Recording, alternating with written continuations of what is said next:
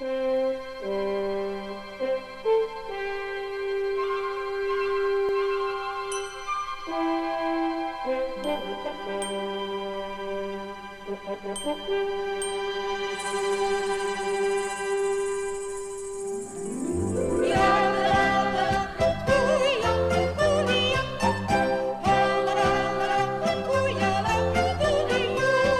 l'histoire de Haïdi que nous allons te raconter. C'est l'histoire de Haïdi, le jour de son arrivée dans un village tout endormi, loin de la ville et loin des fumées et la forêt.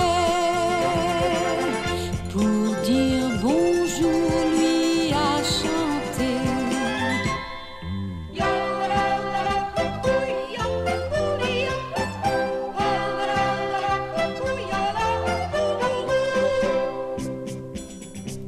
Le soleil commençait à peine à monter dans le ciel lorsque ce matin-là, une jeune montagnarde arriva sur la place du village de Dorfli, tenant une enfant de 5 ans par la main.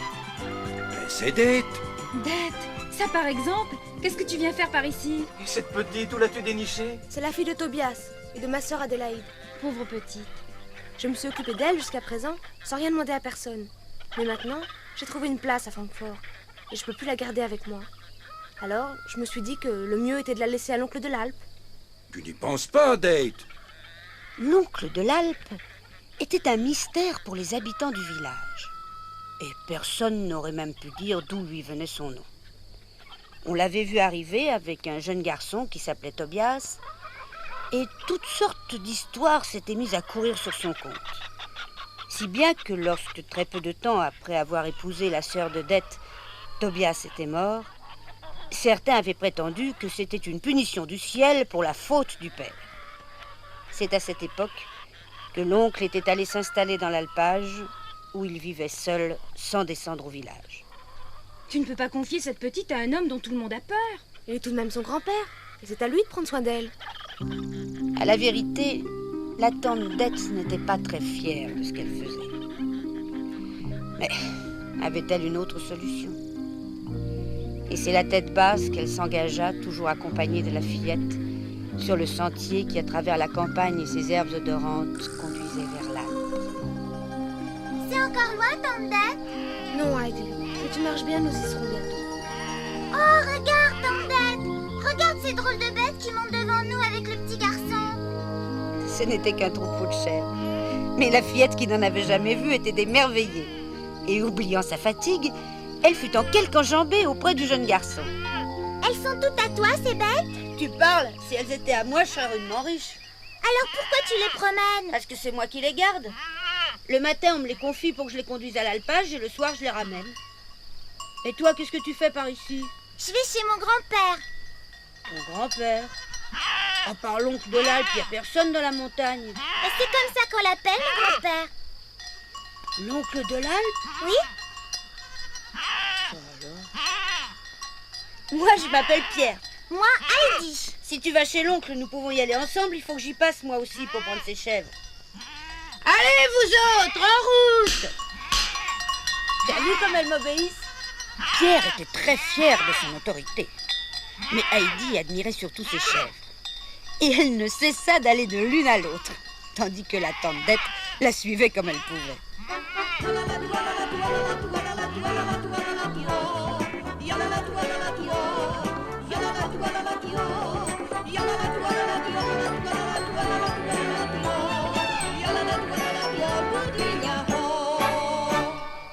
Les deux enfants arrivèrent les premiers sur le contrefort montagneux où se dressait le chalet de l'oncle. Et dès qu'elle aperçut le vieil homme assis sur le pas de la porte, la fillette se dirigea vers lui. Bonjour, grand-père. Qu'est-ce que tu veux dire par là, petite? Elle dit vrai, l'oncle. C'est l'enfant de votre fils Tobias et de ma sœur Adélaïde. Pourquoi me l'amènes-tu ici?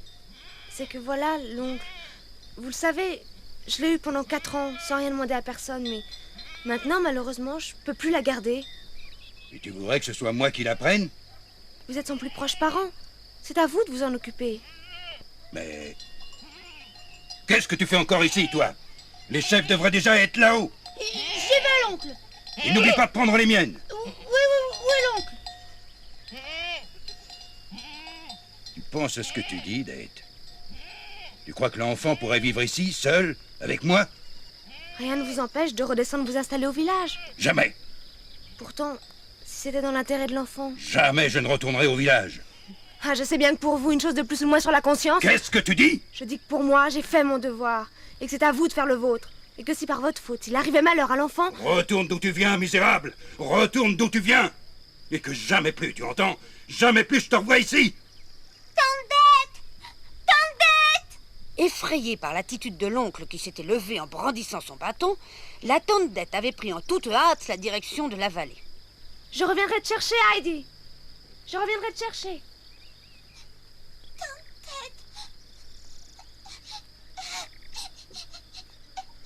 Le chagrin de Heidi ne pouvait pas être éternel. Il y avait trop de choses merveilleuses à découvrir autour d'elle. Et sans se préoccuper du grand-père qui restait songeur sur son banc, elle entreprit d'explorer l'étable des chèvres et le bois de sapin qui se trouvait derrière la maison. Hein? Je peux rentrer à l'intérieur, grand-père? Prends ton paquet d'habits en même temps. J'en ai plus besoin maintenant. Pourquoi dis-tu ça, petite? Parce que maintenant, je vais aller comme les chèvres et qu'elles n'ont besoin ni de robe ni de souliers pour courir au milieu des rochers. C'est bien ce que tu dis là. Mais prends tes vêtements quand même. Nous allons les ranger. Le chalet de l'oncle de l'Alpe n'était composé que d'une seule pièce, avec une table au milieu, une armoire et un lit. Grand-père, où est-ce que je vais coucher? Où tu voudras. C'était une réponse faite pour satisfaire la fillette. Avisant une échelle qui se trouvait auprès du lit du grand-père, elle y monta et découvrit le fenil où, près d'une meule de foin, se trouvait une lucarne, d'où l'on voyait la vallée. C'est là que je vais dormir. Et la fillette entreprit toute seule d'étaler le foin pour en faire avec un drap et une vieille couverture un lit qui lui parut digne d'une princesse.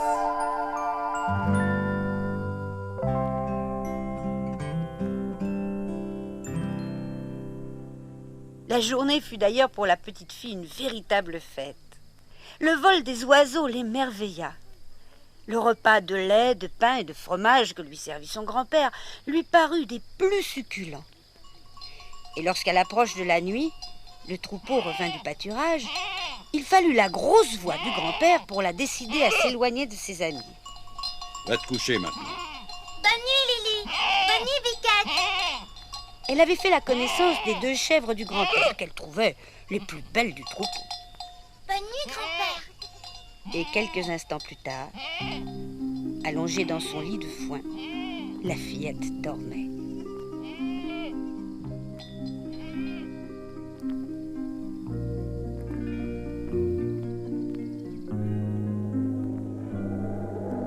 Avec la nuit, le vent qui s'était levé à l'approche du soir se fit de plus en plus fort. Le chalet tout entier tremblait sous les rafales. Les poutres craquaient.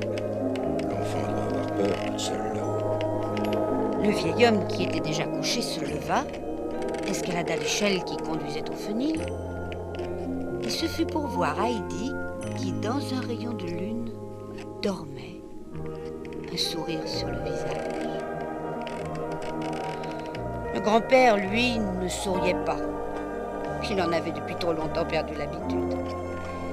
Mais il resta un long moment à regarder la fillette dormir.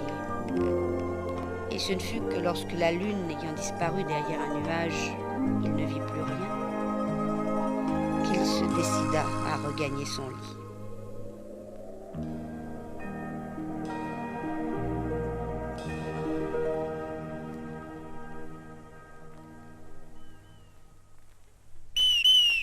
Ce fut un coup de sifflet strident qui le lendemain réveilla Heidi. Un rayon de soleil qui entrait par la lucarne illuminait sa couche et les bruits du troupeau donnaient au jour un air de fête. Sur le moment, la fillette se demanda où elle se trouvait. Mais bien vite, elle se rappela le grand-père, les chèvres, et folle de joie à la pensée de retrouver ses amis, elle se précipita dehors. Bonjour. Bonjour, grand-père. Veux-tu accompagner les chèvres au pâturage? Oh oui, grand-père. Alors va te laver en vitesse. Que le soleil qui est si brillant dans le ciel ne se moque pas de toi. Et toi, viens ici, général des chèvres, et prends ce panier à provisions. Tout ça? Il y avait un gros quignon de pain et un énorme morceau de fromage. Comme l'enfant ne sait pas boire au pied de la chèvre, à midi, tu lui trairas 2 tasses bien pleines. Pierre, qui n'était pas habitué à voir l'oncle de l'Alpe faire preuve de tant d'attention, en resta bouche bée. Et ce fut dans un tintamarre joyeux que la troupe partit pour l'alpage.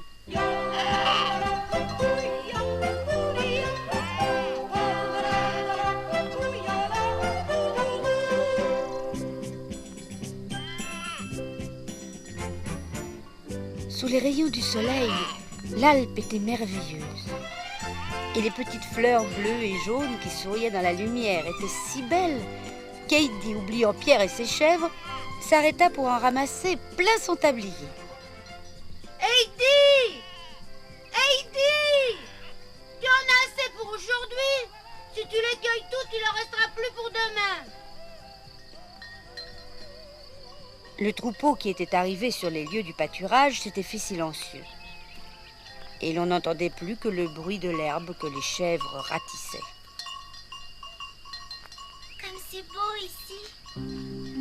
En bas, le vallon resplendissait dans les lueurs du matin. Un grand glacier tout blanc brillait sous le soleil. Et les rochers déchiquetés par le vent dessinaient sur le ciel une immense dentelle. Heidi ne se lassait pas de regarder ces merveilles. Et sans très bien comprendre pourquoi, il lui semblait les avoir toujours vues. Pierre! Regarde cet énorme oiseau au-dessus de nous. C'est l'aigle, Pourquoi va-t-il vers les rochers qui sont tout là-haut? parce que c'est là qu'il habite. Ça doit être beau là-haut.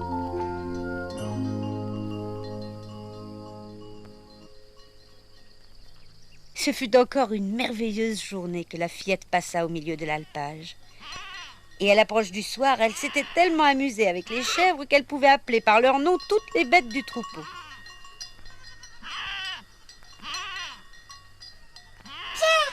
Pierre, regarde!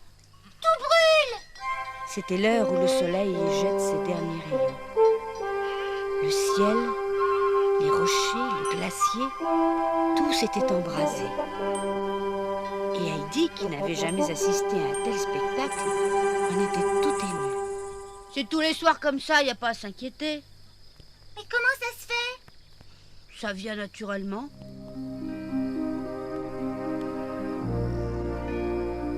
Lorsque l'heure fut venue de retourner vers la vallée, Heidi avait la tête trop pleine des merveilles découvertes pour dire le moindre mot. Et c'est en silence que les 2 enfants marchèrent au milieu du troupeau.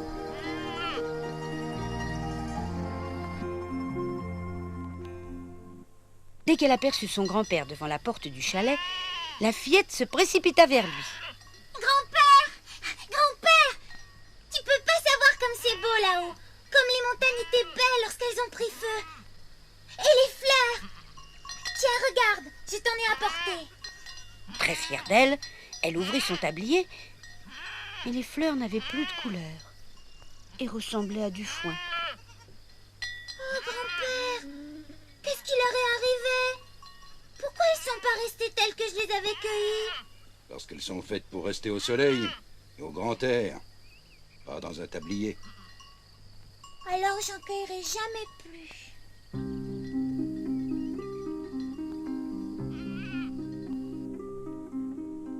Pourquoi les montagnes deviennent rouges lorsque le soleil se couche? Pourquoi la petite Blanchette bêle plus tristement que les autres chèvres? Durant toute la soirée, Heidi ne cessa de poser des questions. Le grand-père, amusé, répondait à toutes. Mais lorsqu'elle lui demanda pourquoi l'aigle croasse si fort lorsqu'il passe dans le ciel, la voix du vieil homme se fit dure pour répondre. Parce qu'il se moque des gens qui vivent tous ensemble dans le village et qui ne s'entendent pas. Il leur dit, partez, montez sur les hauteurs, comme moi, et vous serez meilleurs. Ce soir-là, en s'endormant, Heidi pensait encore à ce qu'avait dit le grand-père.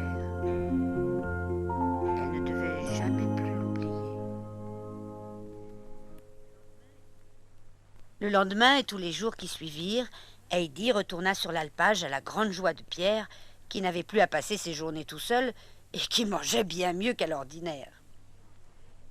Les deux enfants étaient devenus des compagnons inséparables.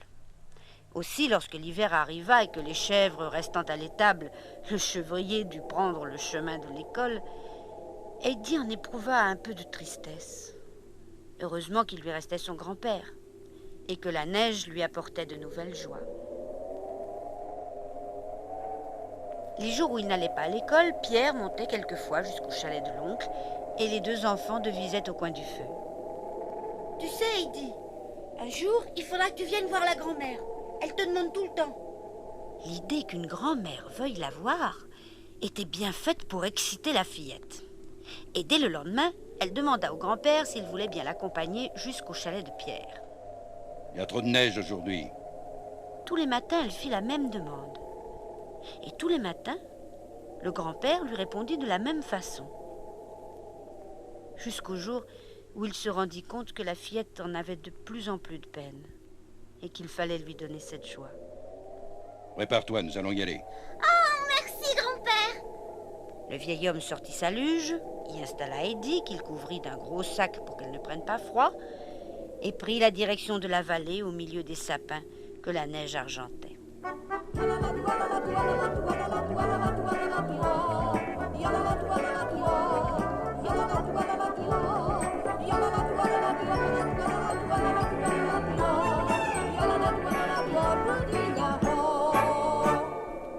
Voilà, je vais te laisser ici.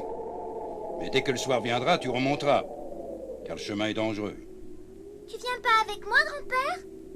Non, je rentre chez moi.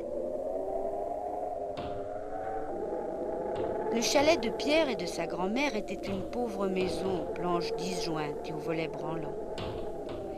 Heidi en poussa la porte. Et comme il n'y avait personne dans la première pièce, elle se dirigea vers la seconde. La grand-mère s'y trouvait en compagnie de la mère de Pierre. Bonjour, grand-mère. Je suis Heidi. Heidi, viens ici. Approche-toi, mon enfant.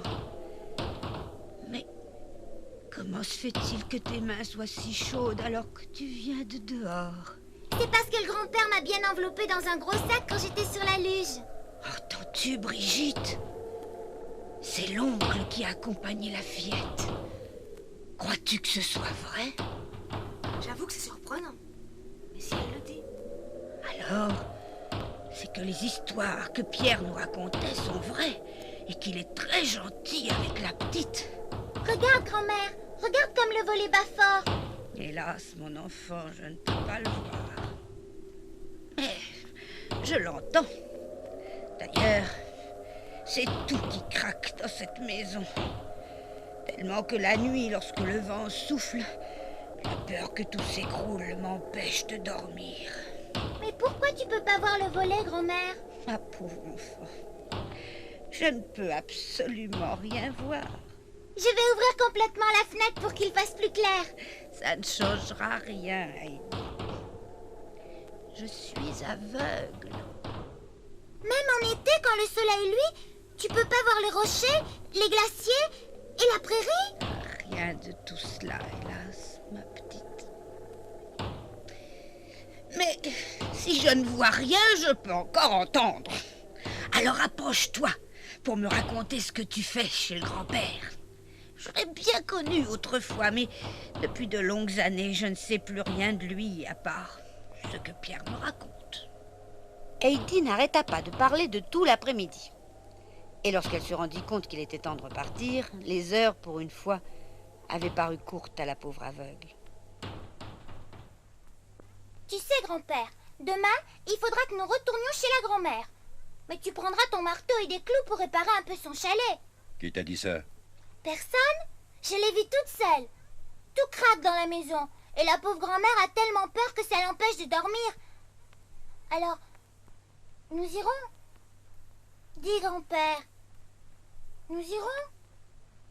Il y avait dans le regard de Heidi tellement de confiance en lui que le vieil homme n'eut pas le courage de lui faire de la peine. Ouais, nous irons.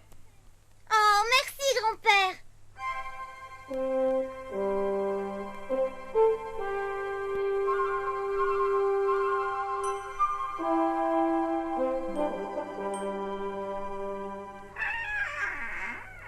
Brigitte!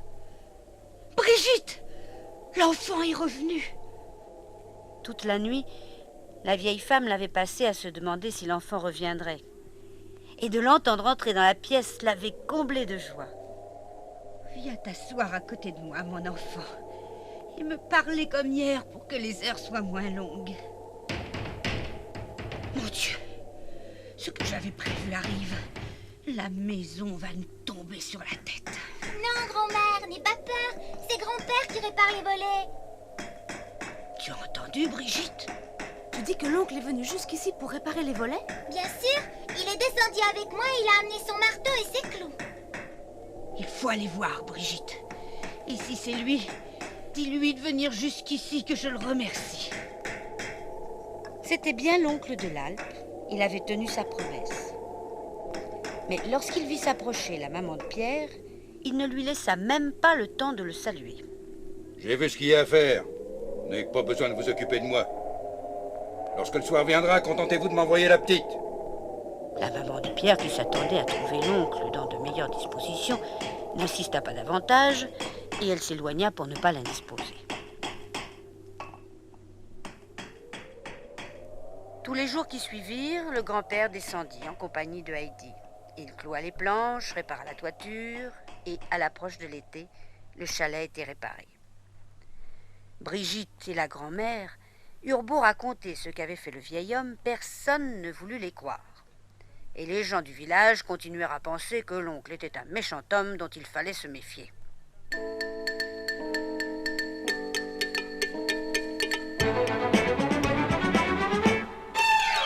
Dis grand-père, dis-moi pourquoi les gens du village t'appellent sauvage. Si les autres ne t'aiment pas, tant pis, moi je t'aime et te trouve gentil.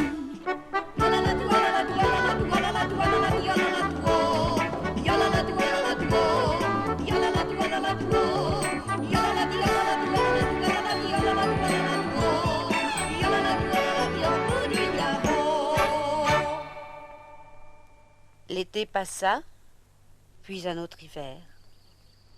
Heidi, qui approchait de ses 8 ans, vivait heureuse comme l'oiseau dans le ciel. La montagne, pour elle, n'avait plus aucun mystère, et elle s'épanouissait librement au milieu des chèvres et des torrents.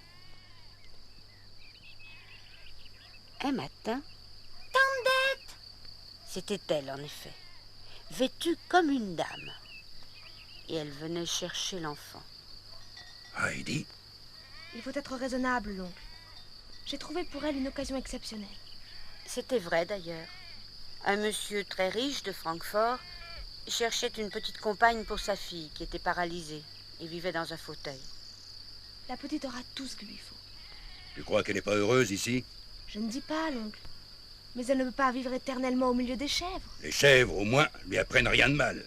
Et plutôt qu'elle ne lui apprenne rien du tout. Tout le monde au village vous critique de ne pas l'envoyer à l'école. Ce sont mes affaires. Ça les regarde pas. Mais moi, ça me regarde. Je suis sa tante après tout. Et j'ai le droit de souhaiter qu'elle ne soit pas élevée comme un animal. Aussi, je vous préviens. Si à cause de vous, la petite laisse échapper l'occasion qui lui est offerte, je m'arrangerai pour qu'on vous l'enlève. Tu ferais ça? Bien sûr que je le ferai. Et tout le monde sera de mon côté. Parce qu'il y a des choses qui pourraient revenir devant un tribunal. Et si ce que l'on dit est vrai... Tu es une misérable tête. Prends la petite et corrons-la, puisque c'est ce que tu souhaites. Mais que je ne vous vois jamais plus devant moi, puisque tu veux qu'elle devienne comme toi. Hors de lui, le vieil homme s'était réfugié dans le chalet et en avait claqué la porte. tu as rendu le grand-père méchant. Ne t'inquiète pas, il se calmera. Mais partons tout de suite. Où sont tes vêtements? Je veux pas aller avec toi. Tu as entendu ce que le grand-père a dit. Il ne veut plus nous voir. Alors, nous allons aller à Francfort. Et quand tu reviendras, la colère lui sera passée. Et je pourrais revenir de Francfort ce soir? Quand tu voudras. Mais dépêche-toi. La fillette, qui ne pouvait comprendre, suivit Tante Dete docilement. Et tout se serait bien passé si Pierre, qui de loin l'avait vu s'en aller, ne s'était précipité bouleversé chez la grand-mère. Grand-mère! Grand-mère! Tante Dete en Heidi! Heidi? Dete! Dete! Ne prends pas la petite! C'est la grand-mère qui m'appelle. Il faut que j'aille la voir. Non, Heidi, dépêchons-nous. Je ne veux pas attendre Dete. Je veux pas aller à Francfort. Ne prends pas la petite! Oh, ne prends pas la petite! Et tandis que les gens du village, qui n'avaient rien compris, se réjouissaient de voir Dete enlever l'enfant à l'oncle de l'Alpe, qui, selon eux, ne pouvait que la rendre malheureuse, le soleil partait se cacher derrière la montagne.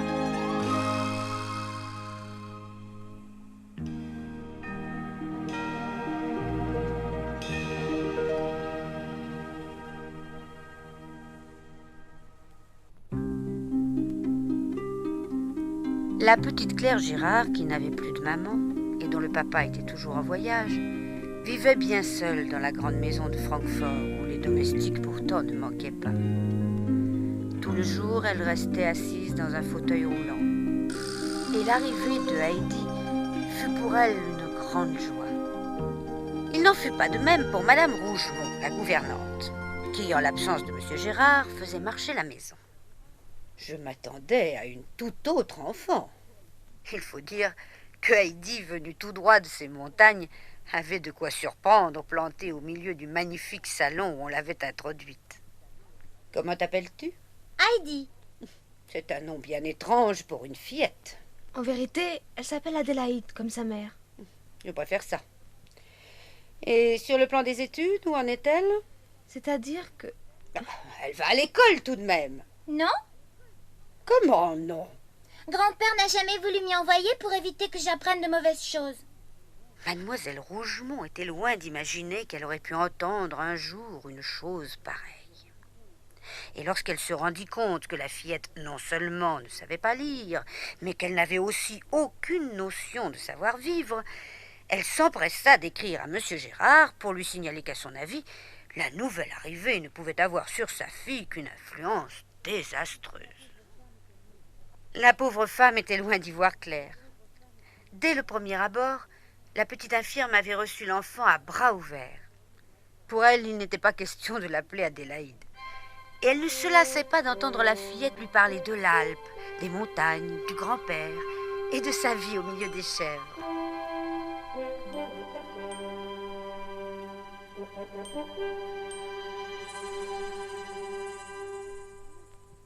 Mademoiselle Rougemont, qui considérait que pour limiter les dégâts, il n'y avait pas une minute à perdre, entreprit dès le soir même de donner à la fillette les premiers rudiments de savoir-vivre.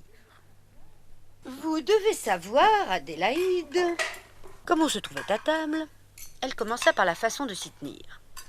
Et puis, elle parla de la façon dont il fallait s'adresser aux domestiques, à elle-même, au père de Claire, le jour où il serait là. J'ai l'impression, mademoiselle, que ça ne l'intéresse pas beaucoup. La fillette s'était endormie dans son assiette à la grande joie de Claire et de Sébastien, le majordome, qui n'aimait pas beaucoup mademoiselle Rougemont. Emmenez-la, Sébastien, et allez la coucher. Oui, mademoiselle. Oh, j'espère que votre père nous débarrassera vite de cette petite sauvageonne. J'espère au contraire qu'il nous la laissera longtemps. Vous trouvez qu'elle peut être une compagne pour vous? Cet après-midi, en l'écoutant parler, j'avais l'impression de courir au milieu des chèvres. Ça ne m'était jamais arrivé.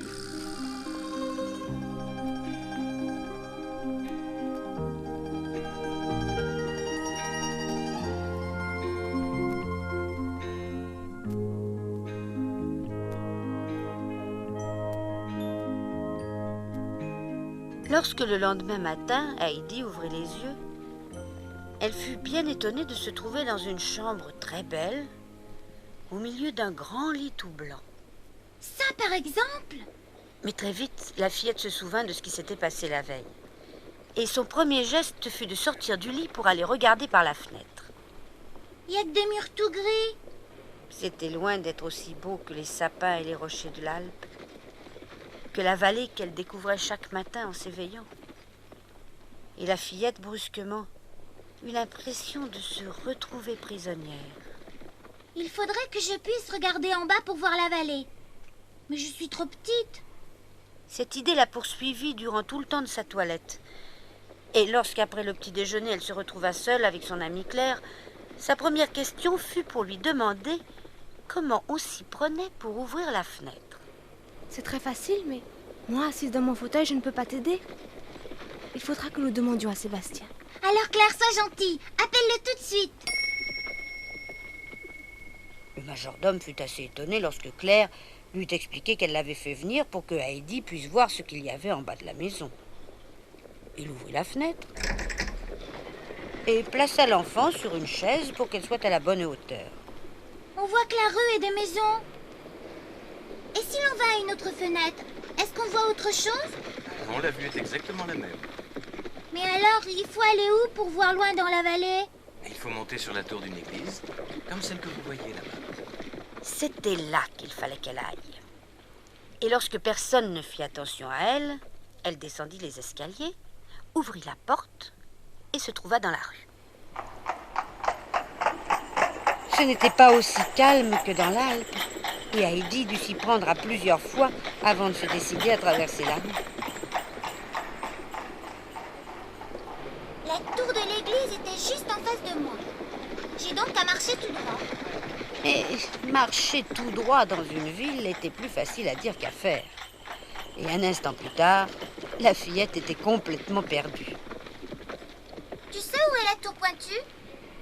Le petit joueur d'orgue de Barbarie auquel la fillette s'était adressée n'en savait absolument rien.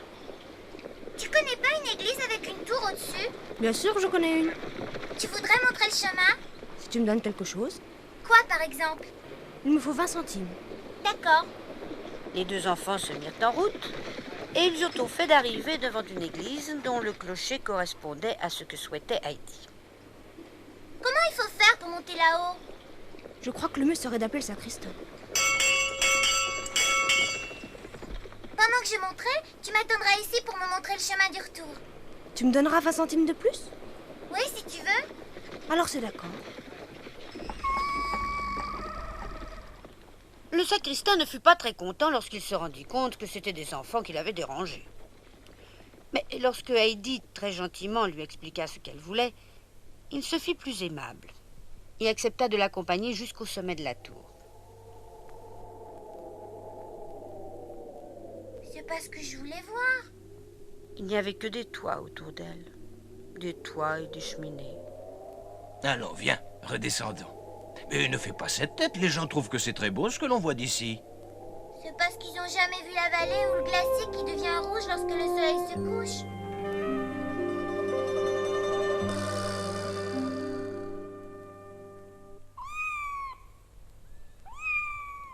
Ah, comme ils sont mignons!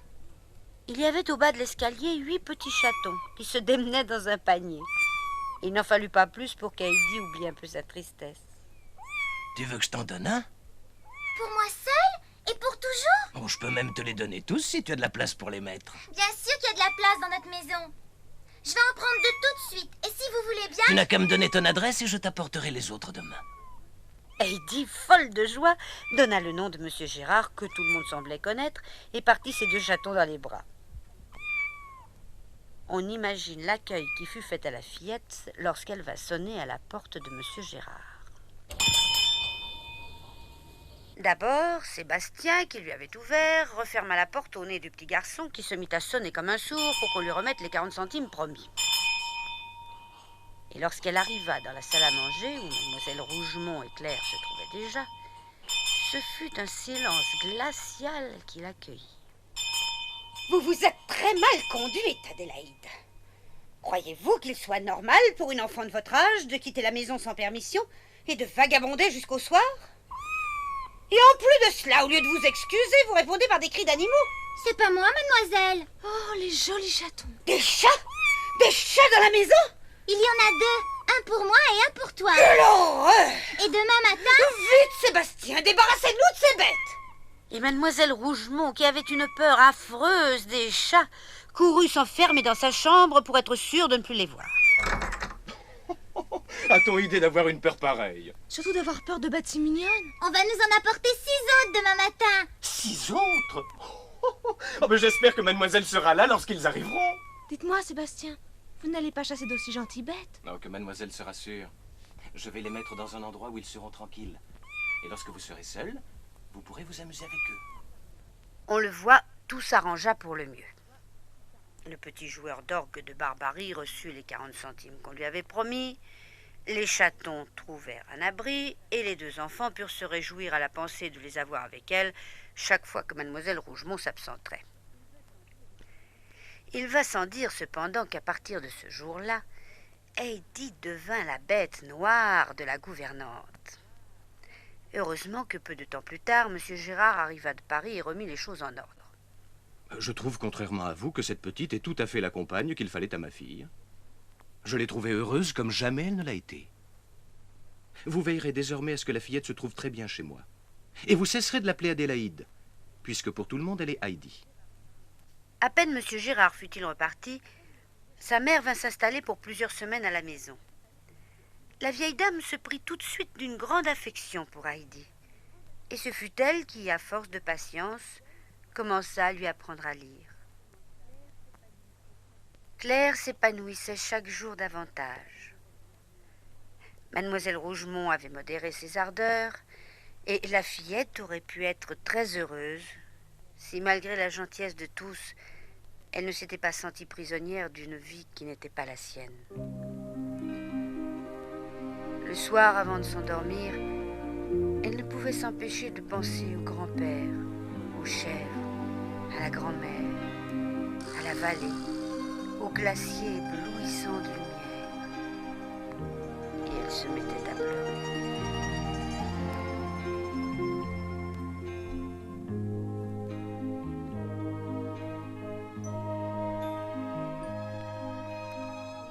C'est quand même formidable, ça. Vous êtes sûr d'avoir bien fermé la porte? Depuis quelques jours, il se passait des choses étranges dans la maison de M. Gérard. Tous les matins, les domestiques trouvaient la porte d'entrée ouverte et dans la nuit, on entendait des pas. Je compte sur vous, Sébastien, pour que les enfants ignorent ce qui se passe. Il est inutile de les inquiéter. Il y avait un an que Heidi avait quitté l'Alpe pour venir à Francfort. Elle avait appris à lire toute seule des histoires qui l'enchantaient. Tout le monde était gentil pour elle, et pourtant la fillette maigrissait sans cesse et souriait de moins en moins souvent. Les premières semaines, elle avait cru que ce n'était que pour quelque temps qu'elle resterait à Francfort. Mais les mois avaient passé, et la fillette avait fini par se dire que jamais plus elle ne reverrait le grand-père et la vallée. Au cours d'un de ces séjours, la grand-mère de Claire s'était rendue compte que Heidi devenait triste. Elle avait essayé de savoir si quelque chose n'allait pas, mais la fillette, pour éviter de faire de la peine à ceux qui la traitaient si bien, n'avait pas voulu dire qu'elle était malheureuse à Francfort et qu'elle regrettait ses montagnes. Pour savoir ce qui se passe, il faut que Jean et vous, Sébastien, veillez cette nuit. C'était en effet la seule solution. Et le soir, les deux domestiques s'installèrent dans la grande salle du rez-de-chaussée.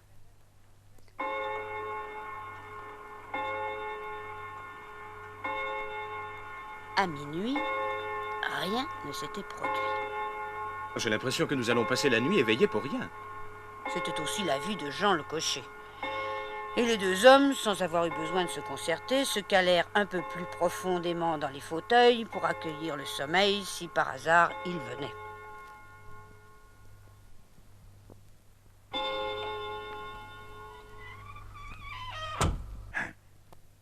T'as entendu? Moi? Quoi? Qu'est-ce que tu as entendu? Inutile de préciser que les deux hommes s'étaient endormis. Il m'a semblé qu'on refermait la porte d'entrée. Le mieux est d'aller voir. Sébastien! Quoi? Là, en haut de l'escalier, j'ai vu une forme blanche. Tu es sûr que tu n'as pas rêvé? Ah non, maintenant je suis réveillé. D'ailleurs, regarde, on a ouvert le verrou et on l'a pas refermé. Cette fois, il ne pouvait plus y avoir de doute. Il se passait des choses étranges dans la maison de M. Gérard. Et dès le lendemain, mademoiselle Rougemont écrivit au père de Claire d'avoir à venir en toute hâte. Cette histoire est invraisemblable, mon ami. J'ai jamais réussi à croire aux fantômes. Et je suis convaincu que tes domestiques ont eu des visions. Dès son arrivée à Francfort, M. Gérard avait fait venir auprès de lui son ami, le docteur. De toute façon, mon vieux, si rien ne se produit, nous aurons eu du moins l'occasion de passer cette soirée ensemble. Les deux hommes avaient décidé de veiller eux aussi. Mais les heures passaient et rien ne se produisait. Minuit. En principe, c'est l'heure des fantômes. Il paraît pourtant que celui-là se manifesterait à 1h. Eh bien, attendons jusqu'à 1h. Sur le cadran de l'horloge, l'heure fatidique approchait lorsque le docteur leva la main pour demander à son ami de faire le silence. Tu n'entends pas? Quelqu'un, en effet, passait dans le couloir. Qui est là?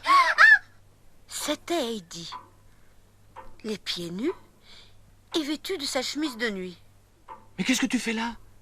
Je sais pas, monsieur. Je crois, Gérard, que cette affaire est de mon ressort. Il faut que je parle à cette petite. Avec beaucoup de douceur, le docteur prit Heidi par la main pour la reconduire dans sa chambre. Et lorsqu'il en redescendit un moment plus tard, le mystère était élucidé. La petite est somnambule. Somnambule? Oui. Et c'est elle qui, inconsciemment, a épouvanté la maison. Mais comment se peut-il? C'est très simple. Chaque soir, elle rêve qu'elle est là-haut, dans sa montagne. Et croyant pousser la porte du chalet pour aller se promener sous les étoiles, elle sort dans les rues de Francfort. Monsieur Gérard était atterré d'apprendre brusquement que durant tant de mois, l'enfant avait été malheureuse dans sa maison sans que personne ne s'en aperçoive. Ce n'est pas exactement ça, Gérard. Elle est très attachée à Claire et trouve que tout le monde ici est très gentil avec elle. C'est seulement l'espace qui lui manque et une vie que nous sommes bien incapables de lui donner. Mais alors que me conseilles-tu? Seulement de la renvoyer au plus vite chez elle. Dès qu'elle aura retrouvé ce qui lui manque, elle sera guérie. Monsieur Gérard n'hésita pas une seconde. Dès les premières heures du jour, il fit réveiller tout son monde et dans la matinée, Heidi, accompagnée de Sébastien, partait pour l'Alpe.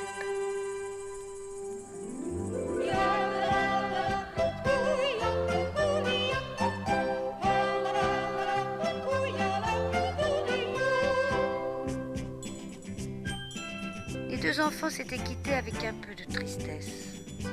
Mais Claire avait obtenu de son père qu'elle aussi irait sur l'Alpe d'ici peu de temps. Et Heidi emmenait avec elle une malle pleine de cadeaux de la jeune enfant et de Monsieur Gérard.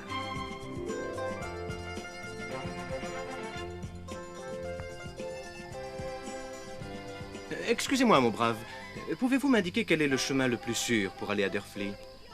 Arrivé au pied de l'Alpe, Sébastien, qui s'inquiétait un peu d'avoir à grimper dans la montagne, avait arrêté un homme qui passait avec une charrette. Tous les chemins sont sûrs par ici. Mais qu'allez-vous faire à Derfli? Je dois y accompagner cette jeune personne et sa malle. Si ça peut vous rendre service, j'y vais moi aussi. Je peux m'en charger. Peu de propositions auraient pu faire autant de plaisir à Sébastien, qui, vêtu comme il l'était, ne se voyait pas marcher sur des sentiers de montagne. Il aida l'homme à charger la malle sur la charrette et confia à Heidi une lettre de Monsieur Gérard pour son grand-père et un rouleau de pièces d'or, qui était un cadeau du père de Claire. La fillette, qui avait hâte de retrouver ce dont elle avait été privée durant tant de mois, ne prolongea que très raisonnablement les adieux et la charrette se mit en marche.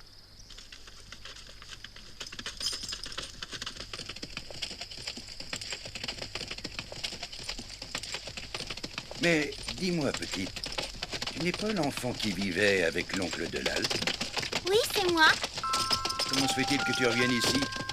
Tu n'étais pas heureuse à Francfort? Bien sûr que j'étais heureuse, mais beaucoup moins qu'ici. L'homme qui livrait toutes les semaines la farine au village d'Orfli fut tout de même un peu étonné par cette réponse. Il savait ce qu'on disait au village de l'oncle de l'Alpe. Et apprendre que l'enfant préférait revenir chez lui ne pouvait manquer de le surprendre.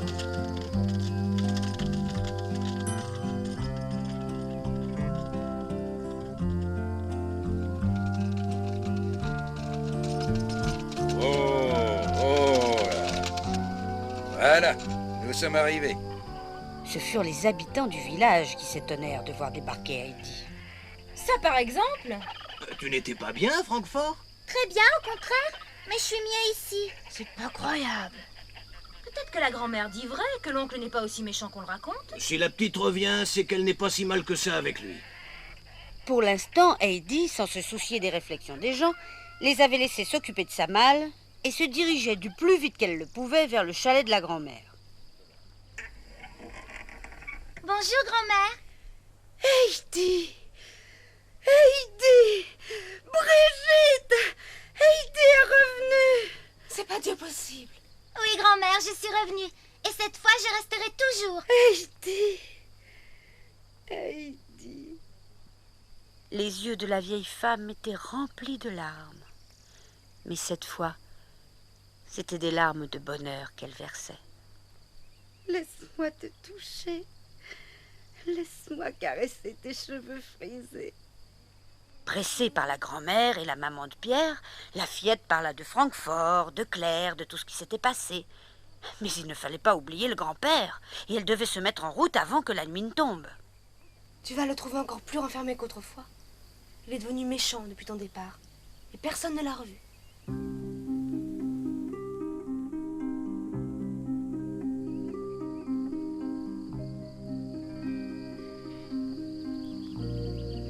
Lorsque la fillette arriva au chalet, le soleil s'apprêtait à disparaître, et le vieil homme fumait sa pipe sur le seuil de la porte. Grand-père! Grand-père! Du plus loin qu'elle l'avait aperçu, elle s'était mise à courir comme une folle. Et avant même que le grand-père ait compris ce qui lui arrivait, elle s'était accrochée à son cou.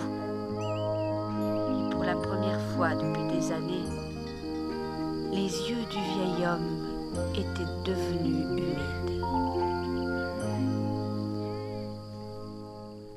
La soirée de ce jour-là fut certainement la plus heureuse que Heidi ait vécue depuis de longs mois. Les chèvres revenant du pâturage la reconnurent et se précipitèrent vers elle. Pierre fut tellement troublé qu'il s'en mit à bégayer. Quant au grand-père, il ne savait plus quoi faire pour que la fillette soit heureuse. C'est là que tu coucheras cette nuit. Et puis, tu verras, le lait de Lily est aussi bon qu'avant. Inutile de dire que dans ces conditions, Heidi s'endormit sans pleurer et qu'elle ne se leva pas pour aller se promener. Sa plus grande joie, ce fut cependant le lendemain matin qu'elle l'éprouva. Comme le voyage l'avait tout de même fatiguée, elle avait dormi plus tard qu'à l'ordinaire. Et lorsqu'elle s'éveilla, elle fut toute surprise de voir le grand-père vêtu d'un beau costume qui avait des boutons d'argent. Mais grand-père! C'est dimanche aujourd'hui. Tu vas t'habiller et nous allons descendre au village. Grand-père! Grand-père! Une page était tournée. Et lorsque les gens de Dörfli virent arriver l'oncle de l'Alpe, tenant la fillette par la main, tous vinrent à sa rencontre pour lui souhaiter le bonjour. Il y eut de la joie pour tout le monde ce matin-là. La grand-mère, une nouvelle fois, en pleura de bonheur. Et l'aigle, qui intrigué vint survoler le village pour voir ce qui s'y passait, repartit cette fois sans avoir croissé.